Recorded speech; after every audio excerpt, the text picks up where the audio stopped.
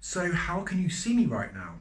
If we see with our eyes, how do we see our dreams? Well, we have eyes, we have a brain, there's light in the room.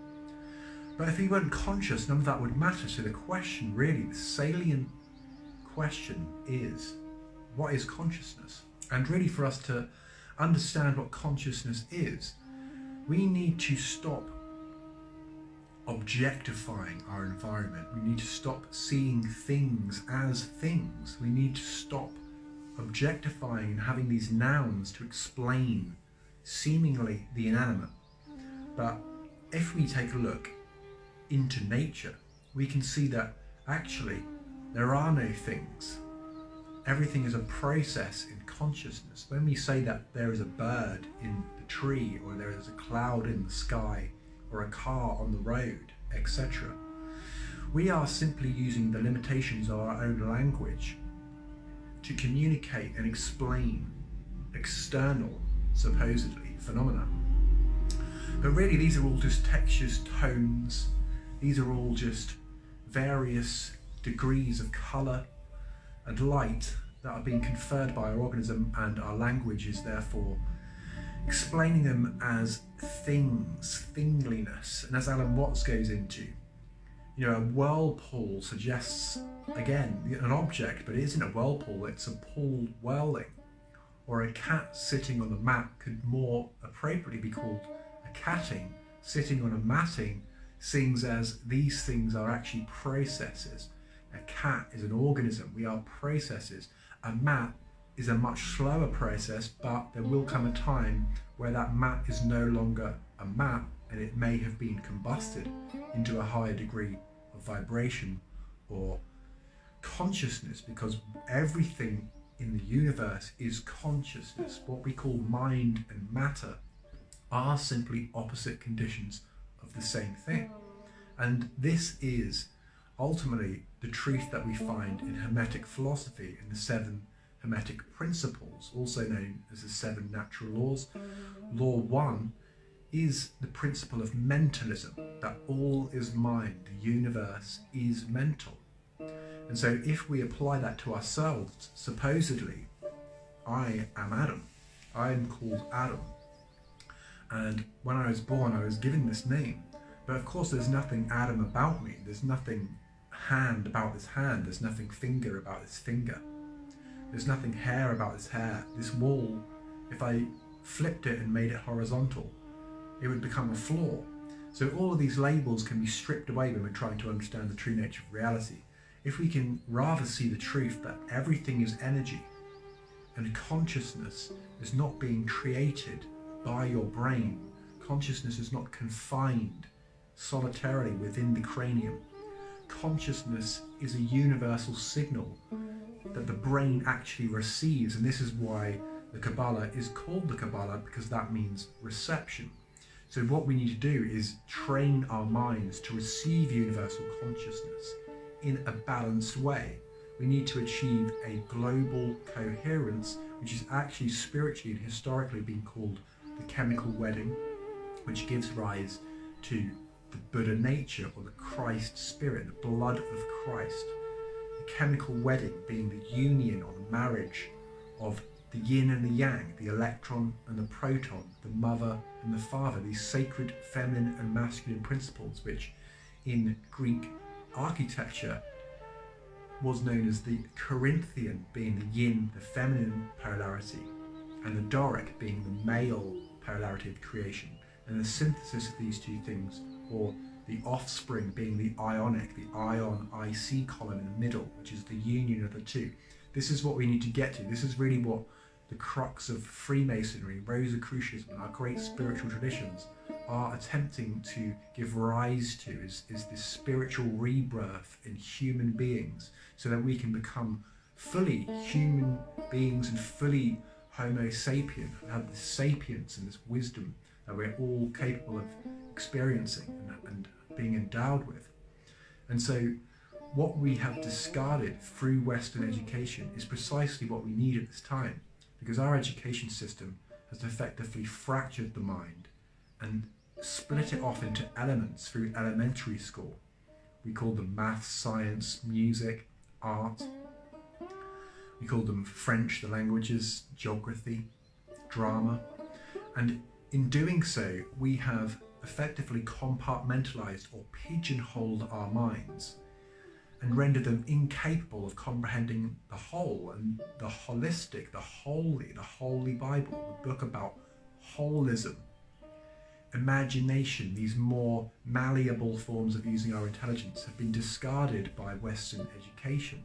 And if we can reunite the right brain hemisphere with the left brain hemisphere and have this alchemical wedding, we will begin to see through and pierce the illusion of matter and see that by way of exercising our innate mental faculties, such as the imagination, the intuition, through simple meditative exercises, by simply realizing that, as William Blake said, the truth can never be told so as to be understood and not be believed, meaning that this is only something that can be internally stimulated and cerebrally concocted within us. It has to be born from within you. As Carl Jung said, he who looks outside dreams, he who looks within awakens.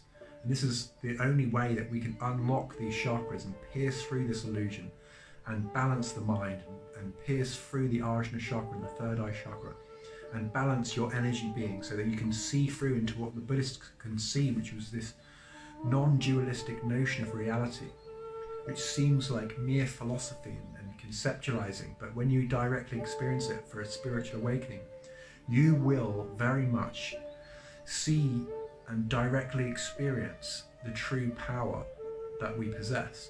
And very much like a balloon, we're going along in our lives and we think that we're the contents of these balloons. And someone one day comes along and pops that balloon, and your experience now has dissolved into the universe. It's become one with what you thought was an objective, cold, harsh, Cartesian external world and universe. You've now realized that you are this universal being itself, and that we are consciousness. Consciousness is not something that we possess. Consciousness is something that we participate in and we witness, as Louis C.K. said. And this profound realization is a total inversion of the reality that we have been conditioned to believe, that we were simply born from nothing. We come through this life, we come out the other end as nothing for eternity. When actually the truth is that we are life itself, as David Bowie said.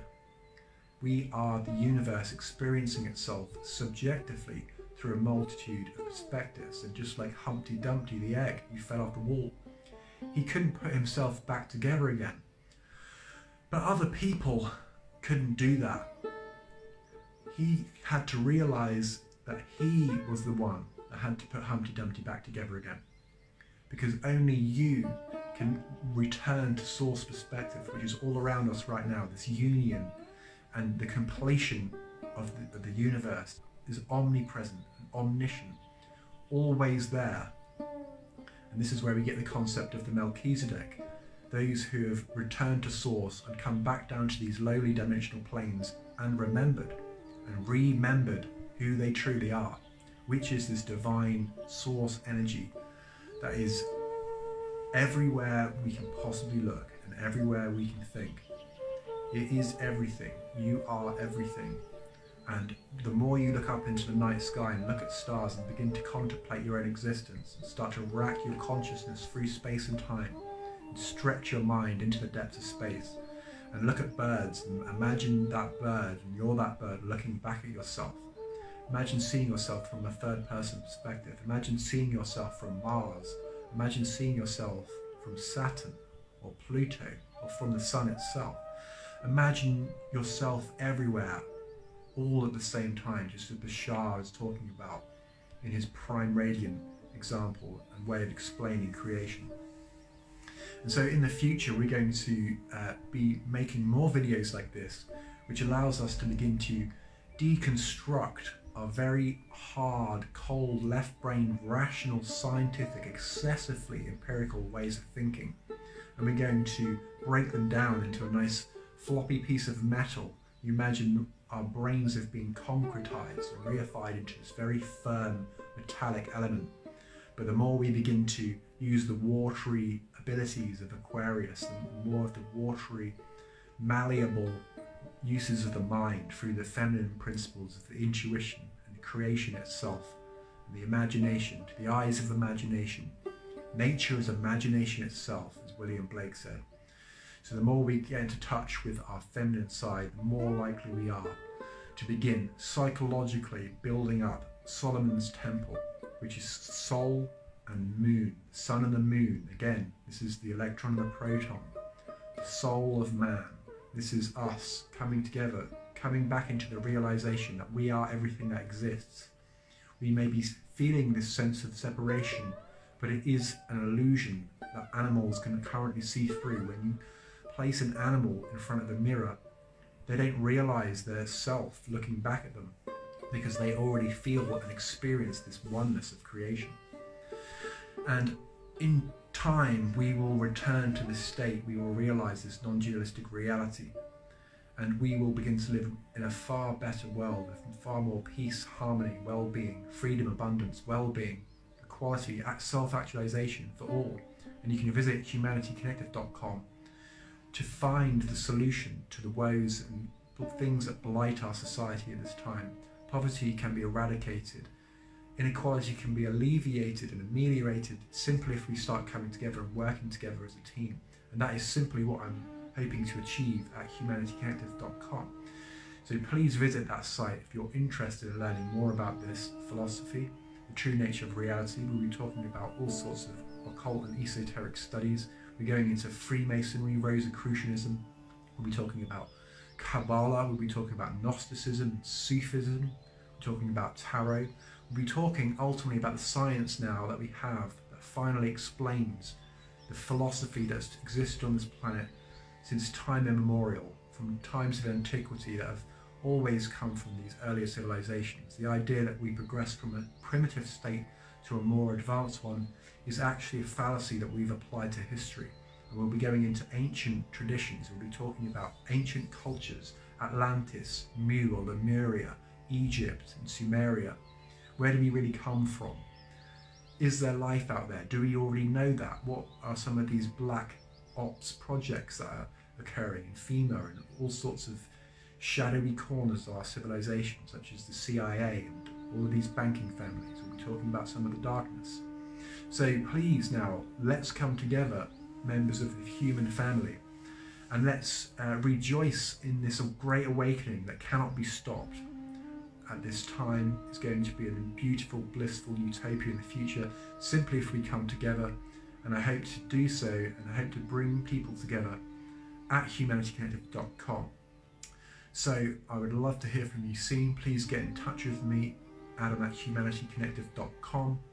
Please drop me a DM if you're interested in speaking with me, or we can connect below in the comments or at humanityconnective.com itself. So till the next video, take it easy, and I'll speak to you soon.